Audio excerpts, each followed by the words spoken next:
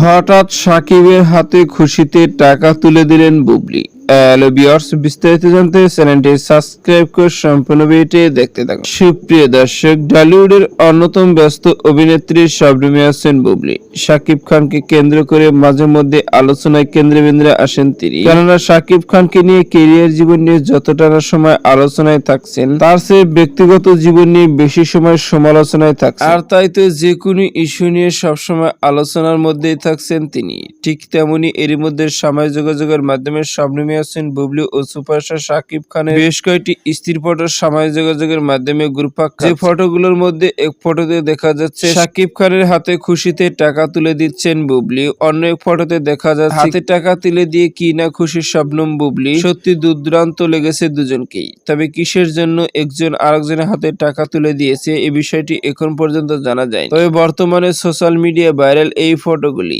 এদিকে জানা গেছে বর্তমানে সুপারস্টার সাকিব খান ও শবনমে আছেন বুবলি আলাদাভাবে সিনেমা কাজে ব্যস্ত। সুপ্রিয় দর্শক, ভিডিওটি আপনার কাছে ভালো লাগলে একটা লাইক দিন। নিত্য নতুন ভিডিও আপডেট পেতে চ্যানেলটি সাবস্ক্রাইব করুন।